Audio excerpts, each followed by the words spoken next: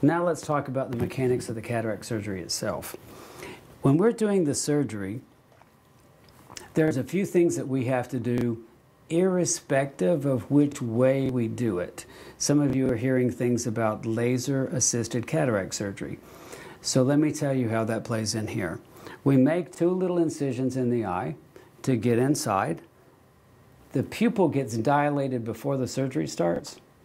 So we have this opening here to the lens of the eye. Now we can't see the whole lens of the eye, but we can see a fairly large portion of it. And it has a skin around it. So imagine this being shaped a little bit like an M&M. And instead of a shell, it has a thin skin. Think of something like grape skin. And we're going to make a circular opening in that and go inside. And instead of sucking out chocolate, we're going to suck out the cloudy stuff. The inside of the lens is actually layered a little bit like an onion. So we can fracture this and then take the inside cloudy part out. And the last layers that are layered like an onion are sort of stuck to the skin layer. And we can peel that off and leave only the little thin skin that used to cover your cataract. And that acts like a little sac that then will hold your new implant. So this is important. Irrespective of the implant type you pick, it always goes in the same place, exactly where your cataract came from. And irrespective of how we do the steps of your surgery, the fundamental steps are always going to be the same. You're going to get incisions to get inside. We're going to make an incision through the front or some kind of way to open the skin on the front. We're going to break this up initially into some bigger chunks, and then we're going to use a device that fractures it into little fragments, and we vacuum the fragments out and put an implant in. Laser. What does laser do?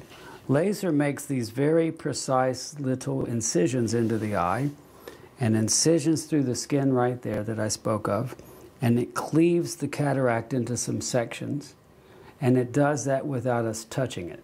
Why is that important? The amount of energy that we have to use inside the eyeball, the small, soft, wet thing that we operate on, the amount of energy that we have to use inside the eye is reduced by that.